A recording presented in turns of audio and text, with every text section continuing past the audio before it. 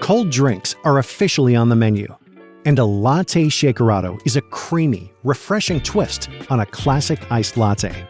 As with any coffee style, always use freshly roasted beans, which is essential for getting the full flavor potential. Select Latte Shakerato from the drinks menu. You'll see a handy recipe card that displays the recommended ingredients. After grinding, insert your portafilter into the group head. Using a Sage cocktail shaker is an ideal way to make a Latte Shakerato.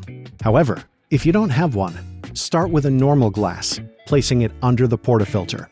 Brew a double shot of espresso and wait for extraction to complete. If you're using a separate shaker, now is the time to transfer your espresso. Next, fill the shaker 3/4 full with ice. Add 80 ml of fresh milk, 10 ml of sugar syrup, and a pinch of salt. Secure the lid firmly and shake vigorously before serving into a glass with ice. Now, all you need to do is enjoy. Experience cafe-quality cold drinks made easy with Sage.